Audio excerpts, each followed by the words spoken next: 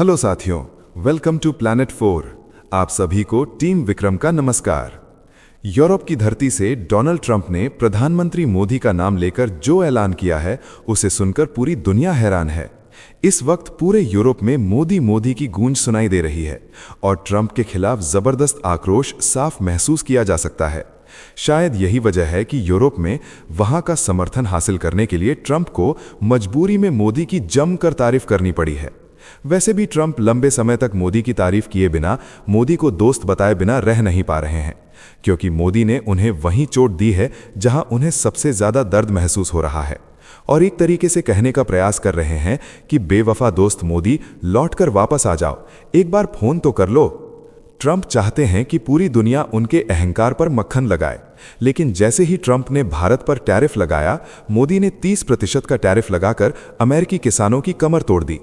मोदी का यही अंदाज शायद यूरोप को भी पसंद आया, और यही कारण है कि जब डोनाल्ड ट्रंप ने यूरोप को ग्रीनलैंड के मुद्दे पर टैरिफ की धमकी देनी शुरू की, तो इस बार यूरोप झुका नहीं, बल्कि अमेरिका के खिलाफ ट्रेड बजूका इस्तेमाल करने का ऐलान कर दिया, जहां यूरोप अमेरिका पर भारी टैरिफ लगाने की तैयारी में दिखा।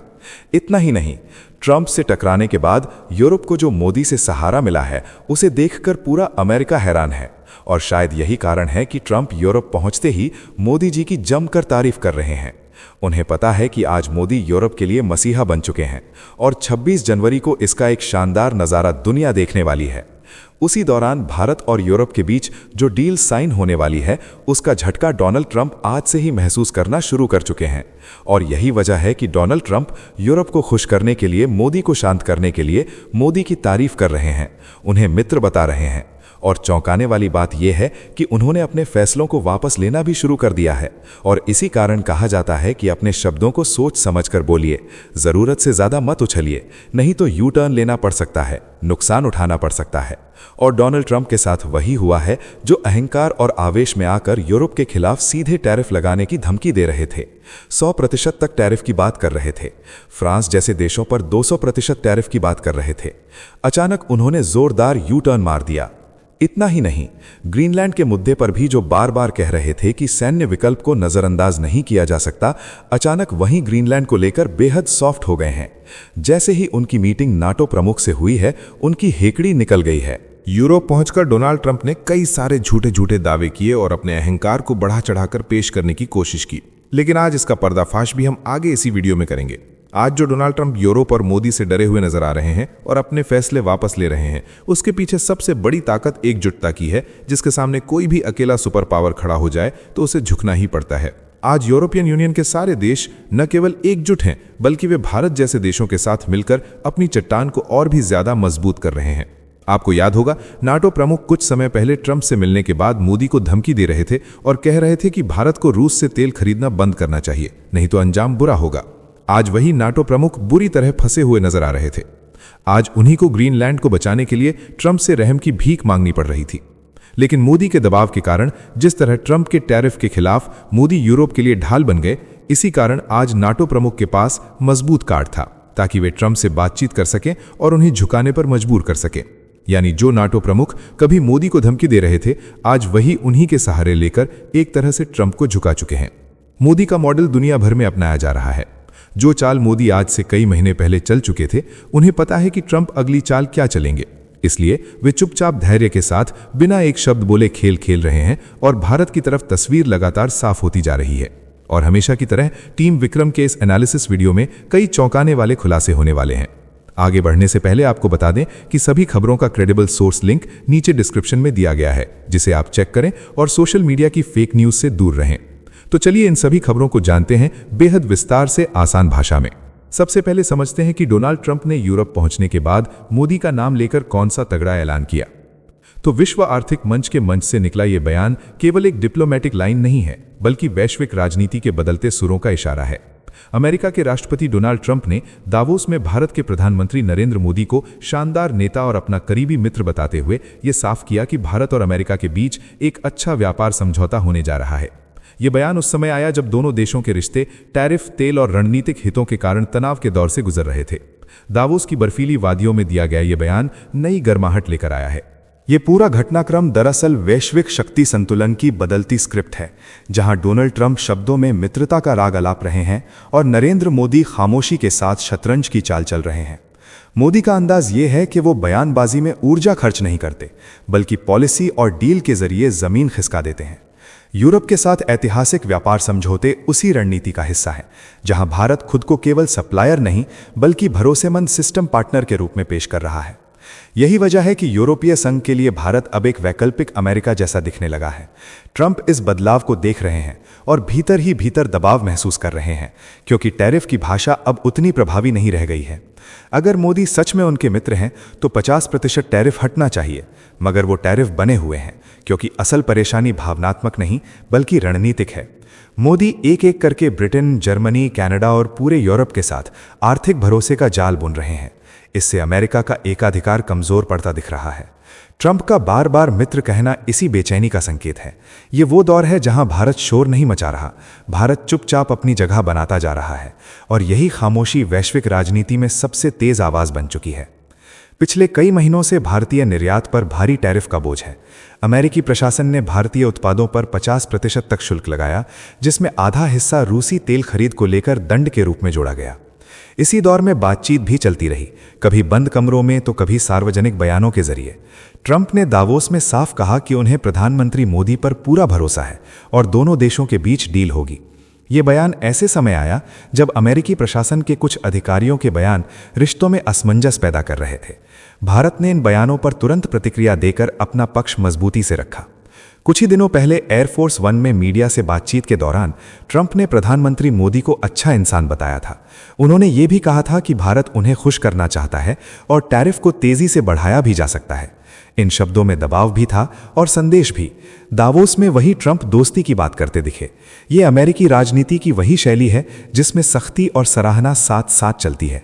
भारत के लिए यह संकेत साफ है कि बातचीत का दरवाजा खुला है और सौदेबाजी का खेल तेज है। दावोस मंच से ट्रंप ने अमेरिका को दुनिया का आर्थिक इंजन बताया। उन्होंने अपने कार्यकाल की उपलब्धियां गिनाई और कहा कि अमेरिका की तेजी पूरी दुनिया को फायदा पहुंचा रही है। बढ़ती उत्पादकता, निवेश में उछाल, आय में वृद्धि और महंगाई पर काबू जैसे दावे उन्होंने पूरे आत्मविश्वास से रखे। इस आत्मविश्वास के बीच भारत का नाम लेकर दोस्ती की बात करना यह दिखाता है कि अमेरिका भारत को केवल बाजार नहीं बल्कि रणनीतिक साझेदार के रूप में देख रहा है। यहां असल टकराव दावों और हकीकत के बीच का है। डोनाल्ड ट्रंप अमेरिका को दुनिया का आर्थिक इंजन बता रहे हैं, जबकि यूरोप समेत वैश्विक पूंजी की दिशा कुछ और कहानी सुना रही है। आज निवेशक भाषण नहीं देखते बल्कि स्थिरता, बाजार और भविष्य की ग्रोथ देखते हैं। इसी वजह से भारत यूरोप की नज़र में नया आर्थिक इंजन बनता जा रहा है और व्यापार समझौते तेजी से आगे बढ़ रहे हैं। ट्रंप निवेश में उछाल की बात करते हैं, लेकिन जर्मनी जैसा इंडस्ट्रियल पावर हाउस अमेरिका से भारी मात्रा में पूंजी निकालकर भारत जैसे देशों की ओर शिफ्ट कर रहा है, क्योंकि वहां सप्लाई चेन, मैन्युफैक्चरिंग और लॉन्ग टर्म विजन ज्यादा भरोसेमंद दिख रहा है। ट्रंप महंगाई पर काबू का दावा करते हैं, लेकिन टैरिफ के बाद अमेरिका के भीतर कच्चे माल की कीमतें बढ़ चुकी हैं। इसका सीधा असर अमेरिकी कंपनियों के मुनाफे पर पड़ रहा है और आम नागरिक की जेब पर दबाव बढ़ रहा है। यही वो बिंदु है जहां बयान और जमीन की सच्चाई टकराती है। दूसरी तरफ नरेंद्र मोदी बिना शोर किए कूटनीति के जरिए खेल बदल रहे हैं, निवेशकों को स्थिरता का भरोसा दे रहे हैं और वैश्विक व्यापार के नए रास्ते खोल रहे हैं। ट्रंप खुद को शहंशाह की तरह पेश करने की कोशिश कर रहे हैं और मोदी की खामोश रणनीति उन्हें बार बार असहज कर रही है। यही वजह है कि वैश्विक मंच पर घबराहट शब्दों में दिख रही है और आत्मविश्वास आंकड़ों में भारत के पक्ष में झुकता नजर आ रहा है। दावोस से आया ये संदेश भारत अमेरिका रिश्तों में नए अध्याय का संकेत देता है। एक तरफ टैरिफ का दबाव है तो दूसरी तरफ दोस्ती के सार्वजनिक बयान हैं। यही अंतर्राष्ट्रीय राजनीति की असली तस्वीर है। भारत के लिए ये मौका है कि वो अपने हितों को मजबूती से रखते हुए बातचीत की मेज पर आगे बढ़े। साथियों, आगे बढ़ने से पहले आप सभी को बता दूं कि दुनिया भर की 100 से ज़्यादा खबरें रोज शाम 9 बजे जी चिल्स चैनल पर एक साथ मिलती हैं। डिस्क्रिप्शन में लिंक मौजूद है। अब समझिए कि नाटो प्रमुख से मीटिंग के बाद ट्रंप की हेकड़ी कैसे निकल गई। तो वॉशिंगटन से निकला सिग्नल यूरोप तक गूंजा और अचानक टैरिफ की तलवार म्यान में चली गई। अमेरिकी राष्ट्रपति डोनाल्ड ट्रंप ने ग्रीनलैंड पर यूरोपीय सहयोगियों के साथ फ्रेमवर्क बनने का दावा करते हुए फरवरी की 1 तारीख से लागू होने वाले टैरिफ रोक दिए। ट्रुथ सोशल पर आए संदेश में ट्रंप ने बैठक को बहुत प्रोडक्टिव बताया और कहा कि नॉर्थ अटलांटिक ट्रीटी ऑर्गेनाइजेशन यानी नाटो के महासचिव मार्क रुटे के साथ बातचीत के बाद ग्रीनलैंड और पूरे आर्कटिक क्षेत्र पर भविष्य के समझौते की रूपरेखा तय हुई है। ट्रंप के शब्दों में ये डील अमेरिका और सभी नाटो देशों के लिए बड़ी जीत बनेगी। इसी समझ के आधार पर टैरिफ को रोकने का फैसला लिया गया और आगे की बातचीत जारी रहने का संकेत दिया गया। उपराष्ट्रपति जेडी वांस, विदेश मंत्री मार्को रूबियो और विशेष दूत स्टीव विटकॉफ को सीधे रिपोर्टिंग की जिम्मेदारी दी गई। डोनाल्ड ट्रंप अब यू टर्न लेने की राजनीति में पूरी तरह पारंगत हो चुके हैं और यही वजह है कि उनकी धमकियों को या तो दुनिया गंभीरता से नहीं लेती या फिर सामने से सख्त जवाब दे देती है। डोनाल्ड ट्रंप ये दावा कर रहे हैं कि नाटो प्रमुख से बातचीत के बाद उन्होंने टैरिफ टाल दिए, लेकिन असल तस्वीर इससे कहीं ज्यादा कड़वी है। हकीकत यह है कि यूरोपियन यूनियन ने अमेरिका के खिलाफ ट्रेड बजूका निकालने का मन बना लिया था, जो अमेरिका को $108 बिलियन से भी ज्यादा का सीधा नुकसान पहुंचा सकता था। यूरोप के भीतर ट्रेड फ्रंट पर अमेरिका को बड़ा झटका लगने वाला था और पलटकर यूरोप अमेरिका पर टैरिफ लगाने की तैयारी में था। इस संभावित आर्थिक चोट ने ट्रंप को झुकने पर मजबूर कर दिया। ट्रंप ने यह भी भांप लिया कि यूरोप से ज्यादा टकराव का सीधा फायदा इंडिया उठा रहा है, जो एक एक करके यूरोप के देशों के साथ मजबूत डील्स करता जा रहा है और खुद को भरोसेमंद विकल्प के रूप में पेश कर रहा है। यूरोप के लिए भारत एक स्थिर बाजार, लोकतांत्रिक साझेदार और भविष्य का ग्रोथ इंजन बनकर उभर रहा है। इसी डर ने ट्रंप की आक्रामक भाषा को अचानक नरम कर दिया और टैरिफ की तलवार को म्यान में वापस डाल दिया। ये पूरा घटनाक्रम बताता है कि आज की वैश्विक राजनीति में सिर्फ धमकी नहीं, बल्कि आर्थिक ताकत, विकल्प और भरोसेमंद साझेदारी ही असली हथियार बन चुके हैं। ग्रीनलैंड इस कहानी का केंद्र है, जहां रणनीति, अर्थव्यवस्था और सुरक्षा एक ही मेज पर बैठे दिखते हैं। ट्रंप ने फ्रेमवर्क के विवरण साझा नहीं किए और यही रहस्य यूरोप की सांसें थामे रखता है। टैरिफ हटने से यूरोपीय सहयोगियों को राहत मिली और संकेत गया कि दबाव की राजनीति फिलहाल ठहरी है। साथ ही गोल्डन डोम जैसे रक्षा संदर्भों पर चर्चा का उल्लेख ये बताता है कि आर्कटिक सिर्फ बर्फ का मैदान नहीं है, बल्कि भविष्य की शक्ति रेखा है। ट्रंप प्रशासन ने यह संदेश भी दिया कि बातचीत से समाधान को प्राथमिकता दी जाएगी और ताकत के इस्तेमाल का विकल्प मेज से दूर रहेगा। इस बदलाव ने बाजारों को ठंडक दी और कूटनीति को रफ्तार दी। डोनाल्ड ट्रंप जिस ग्रीनलैंड को लेकर लंबे समय से आक्रामक मुद्रा में थे और जहां तक सैन्य विकल्प और नाटो छोड़ने जैसे संकेत भी दिए जा चुके थे, वहां अचानक भाषा का बदल जाना बहुत कुछ बयान कर देता है। डोनाल्ड ट्रंप अब नाटो के साथ मीटिंग के बाद ये कह रहे हैं कि ग्रीनलैंड को ताकत से नहीं झुकाया जाएगा और बातचीत को प्राथमिकता दी जाएगी। ये बदलाव किसी आत्मबोध का नतीजा नहीं है, बल्कि वैश्विक एकजुटता का दबाव है। नेटो और यूरोपियन यूनियन के देश इस मुद्दे पर एक लाइन में खड़े नजर आए। ग्रीनलैंड और डेनमार्क को अकेला छोड़ने के बजाय पूरे यूरोप ने यह संकेत दे दिया कि किसी एक सदस्य पर दबाव का मतलब पूरे ब्लॉक से टकराव होगा। ट्रंप ने यह भी समझ लिया कि सामूहिक प्रतिक्रिया की स्थिति में अमेरिकी रणनीति उल्टी पड़ सकती है और यही कारण है कि उनकी हेकड़ी ढीली पड़ी और कूटनीति की भाषा सामने आई। ये घटनाक्रम दुनिया को एक साफ संदेश देता है कि 21वीं सदी में एकता ही सबसे बड़ा कवच है। अगर ग्रीनलैंड या डेनमार्क अकेले अमेरिका से जूझते तो नतीजा अलग हो सकता था। इसी अनुभव से प्रेरित होकर एशिया में भी एशिया यूनियन जैसी सोच को हवा मिल रही है, ताकि बाहरी ताकतें कमजोर देशों को डराकर फायदा न उठा सकें। कल्पना कीजिए कि अगर इंडिया और चाइना व्यापार के स्तर पर एक न्यूनतम यूनियन बना लें और उसमें जापान और साउथ कोरिया जैसे देश शामिल हो जाएं, तो किसी एक देश को टारगेट करना आसान नहीं रहेगा। तब किसी भी अमेरिकी राष्ट्रपति को यह एहसास होगा कि भारत को दबाने का मतलब पूरे एशिया से सीधा टकराव है। ग्रीनलैंड प्रकरण ने यह दिखा दिया है कि सामूहिक शक्ति बयान बदलवा सकती है, रणनीति मोड़ सकती है और वैश्विक संतुलन को नए सिरे से परिभाषित कर सकती है। दुनिया के नेताओं के मंच वर्ल्ड इकोनॉमिक फोरम के दावोस सत्र में ट्रंप ने पहली बार सार्वजनिक तौर पर कहा कि ग्रीनलैंड को लेकर ताकत का उपयोग नहीं किया जाएगा और तत्काल बातचीत की मांग की। उन्होंने ये भी जोड़ा कि अमेरिका की क्षमता अपराजय है, पर दिशा वार्ता की रहेगी। यह बयान दावोस से निकला और सीधे डेनमार्क से जुड़े ग्रीनलैंड तक असर दिखा। संदेश साफ था कि फ्रेमवर्क बन चुका है और अगला कदम कागज पर उतरने का है। टैरिफ रुकने से यूरोप ने राहत की सांस ली और आर्कटिक की राजनीति में नया अध्याय खुला। ये कहानी बताती है कि बयान शब्दों से शुरू होते हैं और दुनिया की दिशा तय करते हैं। अब समय है टीम विक्रम परिवार के लिए आज के एक्स्ट्रा न्यूज की।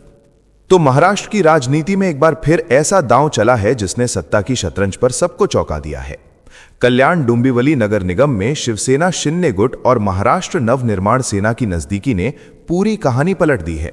जिस मैदान को भारतीय जनता पार्टी अपनी मजबूत पकड़ मान रही थी, वहीं उसे सबसे बड़ा झटका लगा है। 122 सदस्यों वाली निगम में शिंदे गुट को 53 सीटें मिली। भारतीय जनता पार्टी ने 50 सीटें जीतकर ताकत दिखाई। मनसे के खाते में 5 सीटें आईं। उद्धव गुट की शिवसेना को 11 सीटों पर संतोष करना पड़ा। बहुमत का आंकड़ा 62 का था। यही वो जगह थी जहां राज ठाकरे का समर्थन शिंदे गुट के लिए सत्ता की सीढ़ी बन गया। ये गठजोड़ केवल नगर निगम तक सीमित नहीं है, इसके संकेत सीधे मुंबई की बृहन मुंबई महानगर पालिका तक जाते हैं। लगभग 3 दशक से ठाकरे परिवार के दबदबे वाली बीएमसी में भी सत्ता की जमीन खिसकती दिख रही है। शिंदे गुट और मनसे की ये नजदीकी बताती है कि महाराष्ट्र की राजनीति में दोस्ती और दुश्मनी स्थायी नहीं होती, सत्ता के लिए रास्ते बदलते हैं। आज भाजपा को रोकने की रणनीति कल किसी और मोड़ पर पहुंच सकती है। कल्याण डोंबिवली की यह कहानी बताती है कि महाराष्ट्र में राजनीति केवल संख्या का खेल नहीं है, बल्कि सही वक्त पर सही साथी चुनने की कला है। इस वीडियो में फिलहाल इतना ही। जाने से पहले वीडियो को लाइक करके चैनल को सब्सक्राइब कर लें। टीम विक्रम जल्द हाजिर होंगे एक और नई अपडेट के साथ। आपका दिन मंगलमय हो। धन्यवाद।